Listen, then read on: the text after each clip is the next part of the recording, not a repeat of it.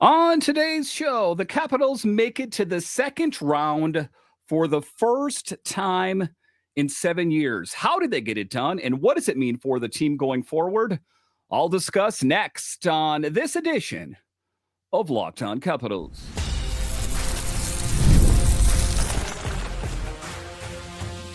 Your Locked On Capitals, your daily podcast on the Washington Capitals.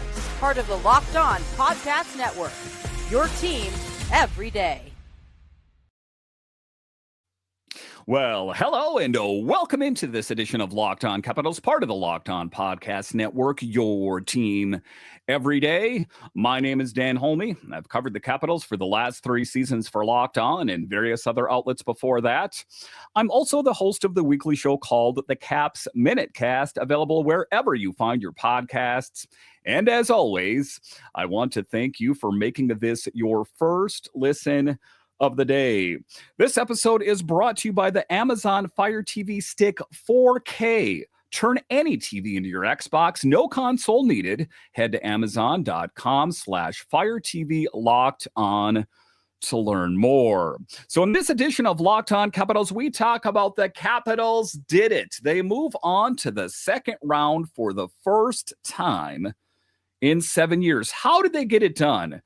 Something that has eluded them since the 2018 season when the Capitals did the unthinkable thing and they won a Stanley Cup. What was different this year? I'll talk about that a bit later.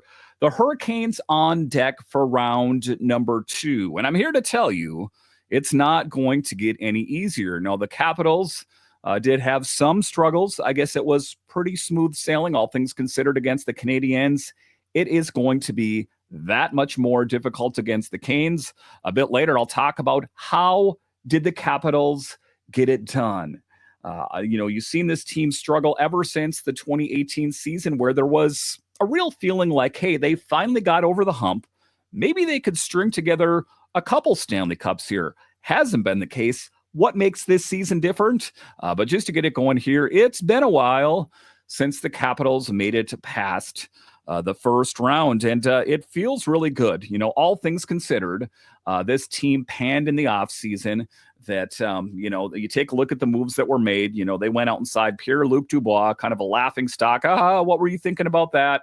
And, Jakob, Chychrun, and the different players that this old and slow team, which did get younger, still was not going to be good enough. And, I think that there were a lot of insiders that had a difficult time owning it. And there was even a Locked On host saying, it's not too surprising. I mean, maybe some people thought the Capitals weren't going to be great to start out, but then when they started playing well, yeah, of course. You mean you figured it out once they started playing well that they were the real deal? No, I'm talking about the people before the season even started that had high hopes for the Capitals, and there weren't a lot of them. So it is especially sweet to prove those people wrong, that this Capitals team, with some great leadership, some great veterans, alongside some additions brought outside the organization, and some young talent that has been on the cusp of doing great things for years, is finally coming into its own. So let's dive into that in this very first segment of the show. So the Capitals have advanced to the second round of the Stanley Cup Playoffs, the first time in 7 years. Let that really sink in. And when I say sink in, it's all the struggles that this team has faced and how they've found a way to get it done. And, doing this show, sometimes you get caught up in the day-to-day stuff, like who's in the lineup, who's out of the lineup, Ovechkin chasing down Gretzky, that sometimes you just kind of really need to take a moment and pause and look at it for what it is. They're doing something that they haven't done in a long time, and kind of reminds me of what they did in the 2018 season, as well, as there was a lot of people that necessarily didn't think that team, the Capitals, the team that never won a Stanley Cup, could get it done. So let's just do that, kind of like a plant that hasn't been watered for a while, and you pour some water and it just soaks in. Let that soak in over you, that the Capitals have done something they haven't done in 7 years. The fan base has been waiting a long time to feel that again. And last night at Cap One, it all came flooding back. So let's talk about how the Caps got it done and what it means going forward. Certain things will have to get cleaned up. And, playing against a Canadiens team that, the Capitals just outmatched the Habs in a lot of different metrics. And I think that you're going to be dealing with a more skilled team in the Hurricanes. So it's not going to be easy because Carolina's waiting. And that is what we will be talking about in today's show, is what the Capitals have ahead. But first, let's dive into that in this first segment here, talking about that 7-year itch finally scratched as the Capitals move on to the second round. You take a look at it, the series on the line, Washington up 3-1, a chance to close it out at home in front of their very own fans. The first time they clinched a series since 2015 at home, that is. So it has been a while for the Capitals and their fans. And let's be honest, they did not disappoint. This one wasn't a nail-biter at all. This was a complete performance, the most complete performance, I guess I'm going to say, that we've seen from the Capitals all of this postseason. From puck drop to final horn, it was all business. I think that they knew what it took. And they didn't fall into any of the traps that the Habs laid out for them. I'm even talking about Dubois trying to bait Nick Dowd into some physicality, late in the game to try to generate some offense, that they didn't do it. That Josh Anderson and Jakob and these guys that really would like to draw the Capitals into penalties to give them the advantage. The Capitals played a smart game and didn't fall for it. That is that mental toughness that the Capitals are going to need for the duration of the postseason here. But you take a look at it. Ovechkin opened the scoring. Of course he did. And that set the tone, as it often does. Power play, one-timer, classic Ovi. That was his 4th goal of the series. A guy that can truly rise to the occasion is Alex Ovechkin. And an about face from what we saw from Alex Ovechkin in the postseason last season, where it was a nothing burger, kind of like the rest of the Capitals team against the Rangers. So Alex Ovechkin, understanding the gravity of the situation, that this could be his last kick at the can at winning a Stanley Cup. Now, you take a look at it. It wasn't just that. That was Ovechkin's 4th of this playoff series. And then Pierre-Luc Dubois threads the needle to Jakob Chychrun goal. And then you could feel that positive momentum snowball just getting bigger and bigger. And there was a feeling already, even after that second goal, that I think the Capitals might be able to do it. The Capitals up 2-0 in the first and never looked back. Tom Wilson, as well as the guy that laid out the game-defying hit in game number 4, added one on the power play in the second, and Brandon Duhaime sealed it with an empty netter. Final score, Caps 4-1. Final series tally 4-1. And, you take a look at that. It does appear pretty lopsided, right? That the Capitals just had their way with the Canadiens, but there were bounces that went the Capitals' way. That is what put them in the position. And I understand that it was a decisive series win, but if you watched the entire series, you understood that there was the feeling that after the Habs won a game, that they were going to be able to win the next game. But the Capitals played a mental tough game. You saw their experience get drawn into focus, and the inexperience of the Habs get drawn into focus. So you take physicality and you take the Capitals' experience, and that was some of the key ingredients in the Capitals' success in the first round. And you could feel it in the building, taking a look. I could feel it from my television, shall we say, relief, joy, vindication, because the last time this fan base saw a series win was 2018.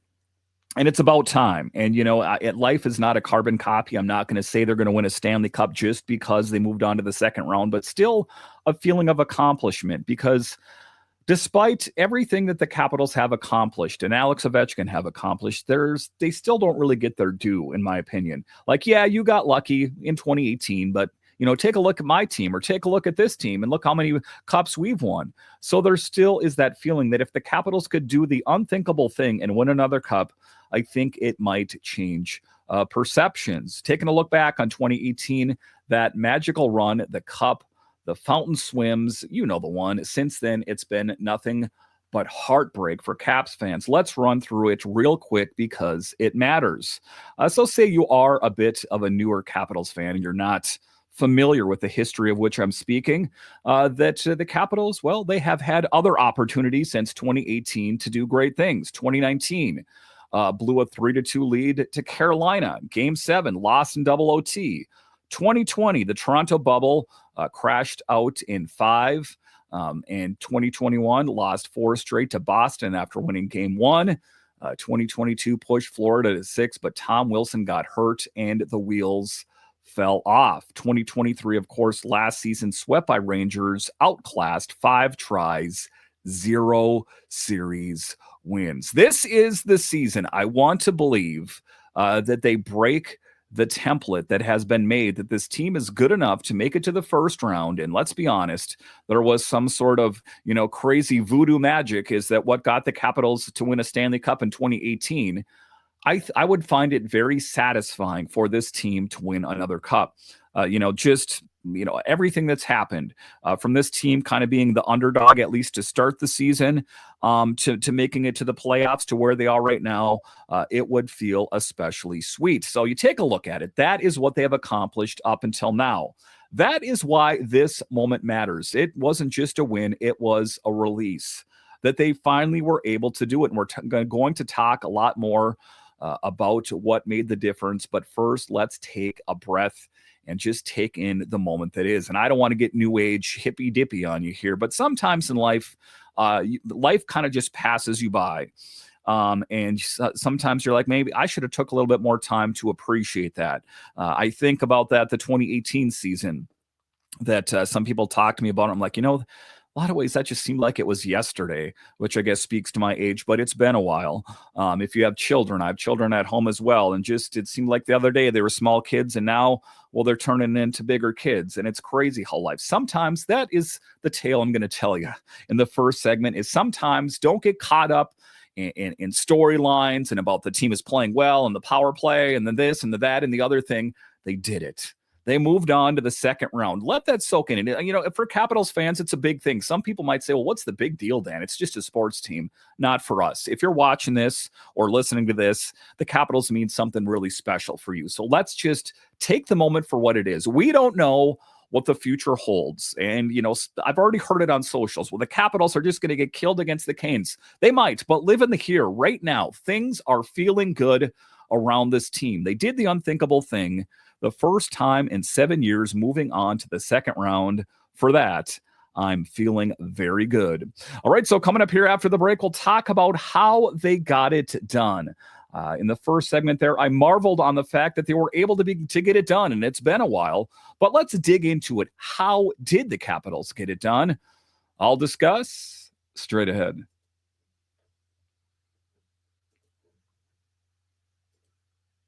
Did you know your Fire TV is also an Xbox? Turn any TV into your gaming and entertainment hub with Fire TV Stick 4K devices. No console required. Just grab your paired controller, subscribe, or sign into the Xbox Game Pass Ultimate with EA Play included, and you're ready to play. Dive into hundreds of premium titles from EA Sports College Football 25 to Call of Duty, Black Ops 6, and Avowed as easily as you stream your favorite shows. It's gaming made simple, and it's all on your Fire TV. With Wi-Fi 6, 6E, and auto low latency mode advanced technology, Fire TV Stick 4K delivers smoother, more responsive gameplay with lightning fast speeds you need to stay competitive.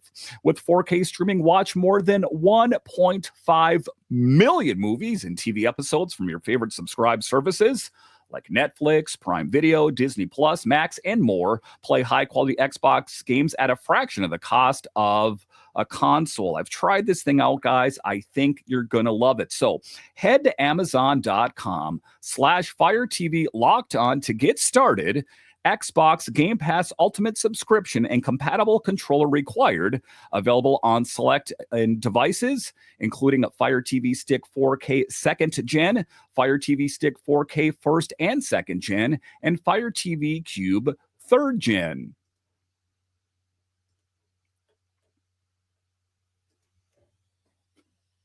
All right, welcome back into this edition of Locked On Capitals, part of the Locked On Podcast Network, your team every day. You can find me over on Twitter. It's at DanCaps218. You can find the show on Twitter.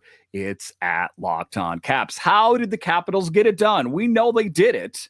How did they get it done? Well, like I talked about off the top of the show, I think it was a mix of experience, great net minding, young players that have really burst into their own. I'm talking Connor McMichael, Protas, these kind of guys, that it has been the makings of a perfect storm in a good way, if you know what I'm talking about. So let's talk about that in the second segment, about how the Capitals won the series, but it wasn't just talent.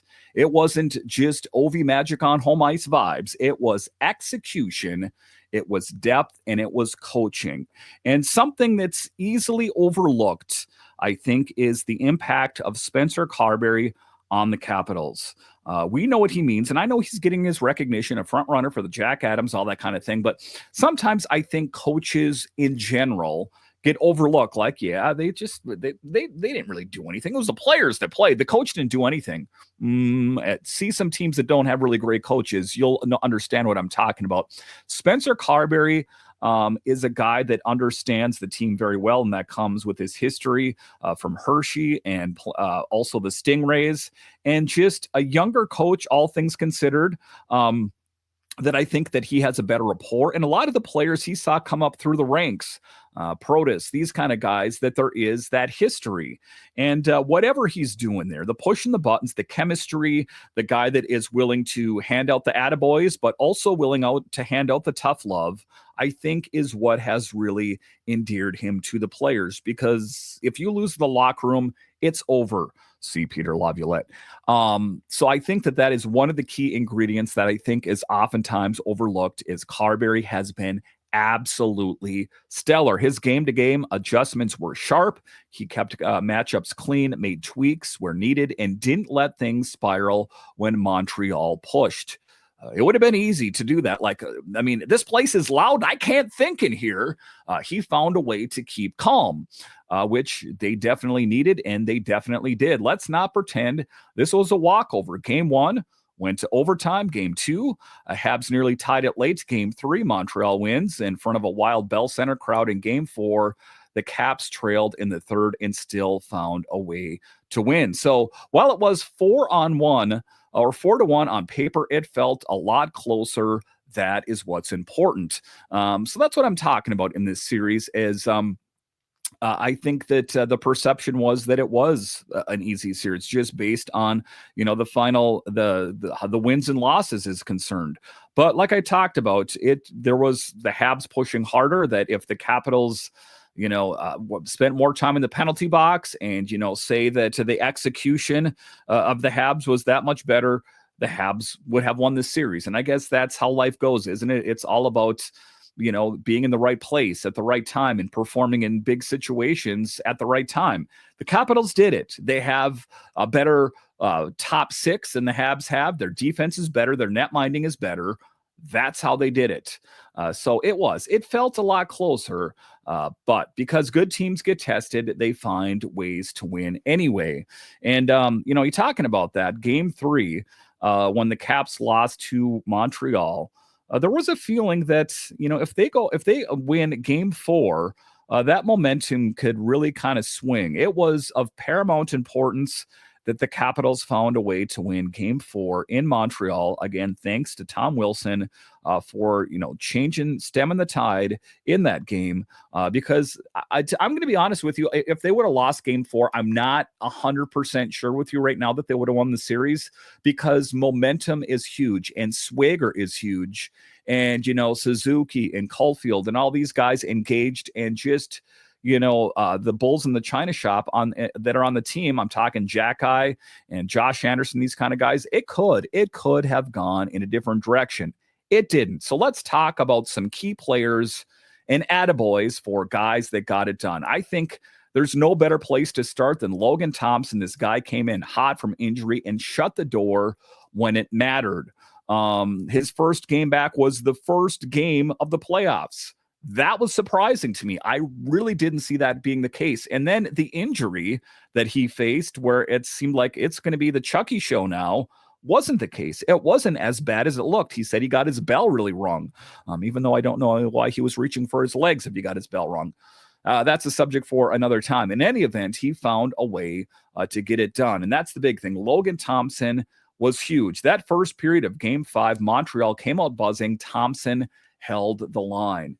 If it wasn't for Thompson, they might have lost that game. Charlie Lindgren's good. He's not as good as LT.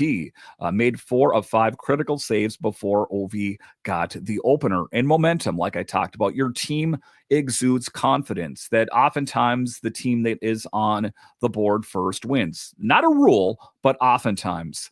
A young goalie, first real playoff run, and he played like a vet. A guy that's worked his way up. I mean, there's been no give-me's for Logan Thompson that he is the real deal.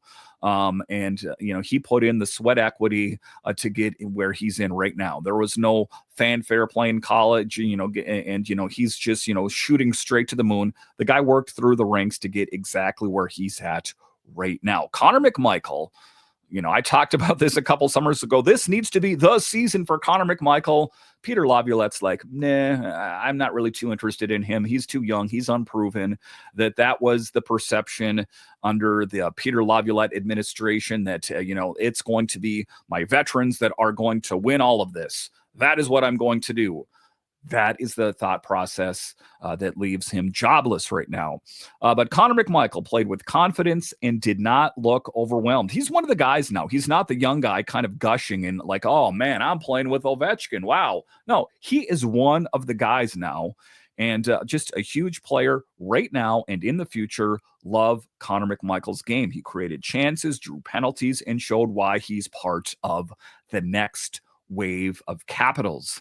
And also Chychrun and Dubois, both brand new this season. We know Chychrun's deal, that the Capitals have been hot on Chychrun even before he went out to Ottawa. And, in the offseason when they signed him, it was, they wanted to test the waters. How well was Chychrun going to fit in here? Does he like it? Do they like it? As it turns out, they both love it. And he is going to be a Capital for the long term. Blue liner, rear guard that has an offensive flair. Absolute game changer for the blue line in particular. The John Carlson, a guy that eats up a lot of minutes, loves Chychrun's game. Dubois, I already talked about him. I beat the drum for him all the time that I hate to call him a reclamation project because, he had a one-off in LA. Let's just be honest here. And the people that said, he didn't like playing with Columbus or up in Winnipeg, listen, the guy, if you listen to the guy talk, he comes from a long history of great hockey players. He's a very smart man when it comes to hockey, that he knows the game well. I still, to this point, am going to chalk up the LA, playing in LA for this season as a one-off. What we've seen from Dubois has been nothing but spectacular. But both brand new this season, massive. They played like they've been here for years. And Tom Wilson, I could go on for an entire show about what he has meant for this team. But I'm talking about the players that got the Capitals here. I'm talking about the players that got the Capitals past the first round. And Tom Wilson, leader. 4 players on the roster that were on the 2018 Cup. Wilson, Ovechkin, Carlson, and Kuzi. As we know, Kuzi is no longer here anymore. So there's not a lot of those players left anymore. It's funny. That's what I'm talking about in the first segment, that sometimes those things just fly by in a hurry, right? That it seems like just yesterday, but they're the nucleus of players that were from that era. There's not too many of them anymore. What they're going to have to do is kind of rely on what they did back then, if they can recollect what they did. And I think that that leadership, that been there, done that, is huge for the team. But the rest of the team, new blood, it didn't matter because the team didn't play like they were carrying baggage. The thing of it is that a lot of the players that they're new to the Capitals, they're not rookies right out of the gate. PLD, he's been there. Mangiapane, done that. Chychrun, I'm talking Roy and Logan Thompson. None of these players are just, fresh into the league. They've been around for a while. So, despite the fact that the Capitals did, in fact, make some big moves, and we did see some young players step up. Like I said, I'm talking We saw Connor McMichael, Protus, these kind of guys really take steps forward. And Ryan Leonard so far, I don't want to be, too tough on him as he hasn't put up the offense that I think that we were hoping for, but I think he's slowly starting to find his way. And, some people might say, find his way. Have you looked at how many goals he scored? I get that. But, he's jumped out of the frying pan into the fire from the NCAA straight to NHL playoffs, that it has been a lot for him to contend with. But all things considered, I think that he is growing, and it'll be interesting to see where he slots in next year. But all right, so coming up here after the break, we'll talk about the Hurricanes on deck for round number 2. This is not going to get any easier. The Capitals taking on the Canadiens was about as easy as it's going to get in the playoffs. What can we expect from the Hurricanes, and what changes are in store for the Capitals? I'll discuss straight ahead. The Stanley Cup Playoffs are here, and if you've never been to a live NHL playoff game, it's unlike anything else. The intensity, the speed, the energy in the building, it's next level. And thanks to Game Time, getting in the door is easier and more affordable than ever. Game Time is the fastest way to grab playoff tickets, even for those must-see matchups. Prices actually drop as puck drop gets closer, and with last-minute deals, you can save up to 60%. Save up to 60% off buying last minute for sports, concerts, comedy, and theater.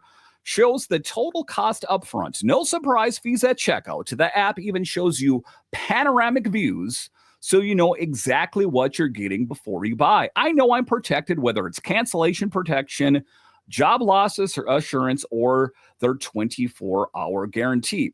Take the guesswork out of buying tickets with Game Time. Download the Game Time app, create an account, and use code LOCKEDONNHL for $20 off your first purchase. Terms apply. Again, that's code LOCKEDON NHL for $20 off. Download the Game Time app today. Last minute tickets, lowest prices guaranteed.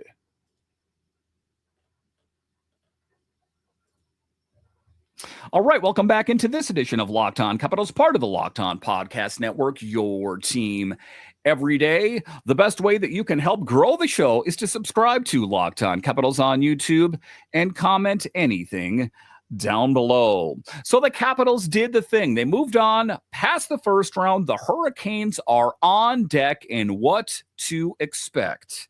And some changes surrounding the Capitals before we head into round 2 against the Hurricanes. Like I say, it's not going to be easy, but it's never easy when you're in the playoffs, the further you get in the playoffs. So let's talk about that.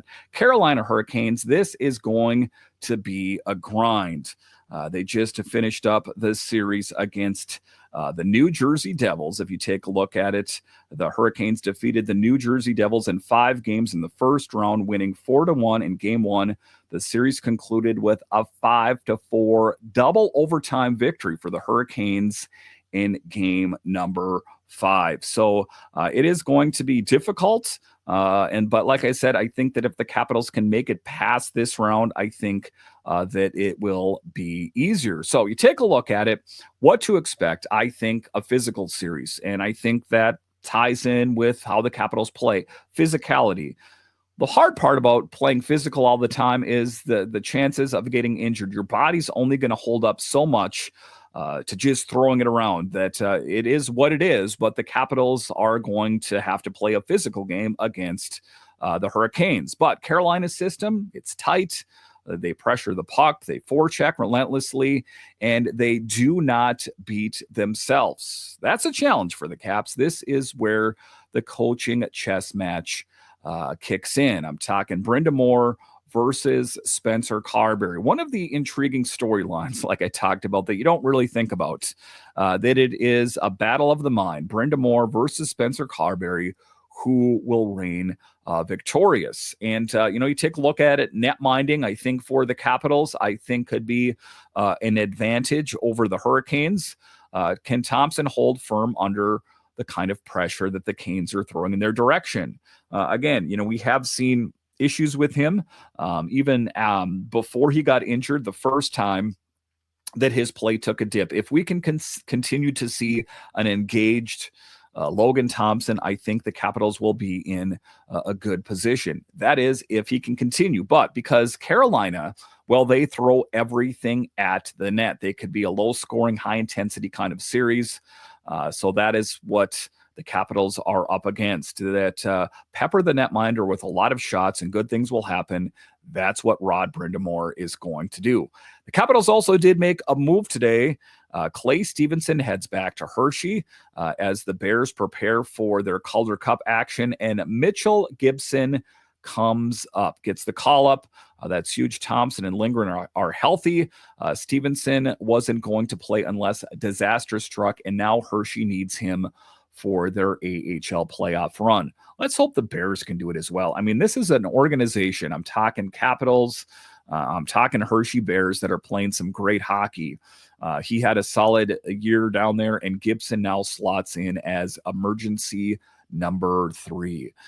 We hope that's not the case, but with Logan Thompson and his kind of tendency, I guess I'm going to say, for getting injured, that it does have me a bit concerned. I know that LT has that neck dangler now, so at least it protects, this area, under your chin, your neck area there. Hopefully that's the case. So, but that is the thing to consider, is the depth on the team and what the Hurricanes are going to throw at them. You take a look at it. That is a team that has had to overcome a lot, as well as a lot of movement. Rantanen was on the Hurricanes for a minute and then out, and everyone's like, whoa, what does that mean for us right now? As it turns out, the Hurricanes are okay. The players that they did get in return, I think, have really bolstered their team. So like I say, it's going to be tough. Brind'Amour coaches a tough brand of hockey that's relentless. It's just constantly peppering the netminder with shots. That Logan Thompson is going to be under pressure. Make no mistake about it. That the Capitals D is really going to have to be dialed in and try to keep it away, keep it to the outside as much as possible to give Logan Thompson the absolute best chance at winning. But all things considered, I'm feeling very enthusiastic going into round number 2 with just what we've seen from this team.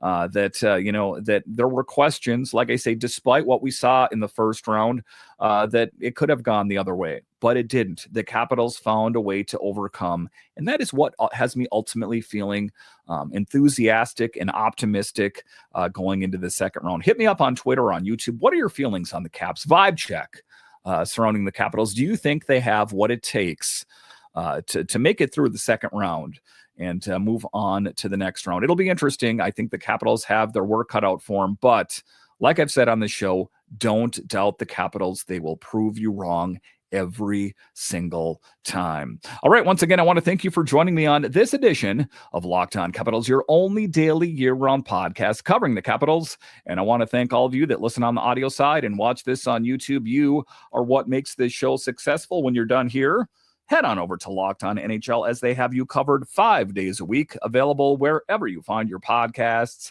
and on YouTube. All right. Once again, I want to thank you for joining me on this edition of Locked On Capitals, part of the Locked On Podcast Network. It is your team every day. My name is Dan Holme, and I'll talk to you again next time.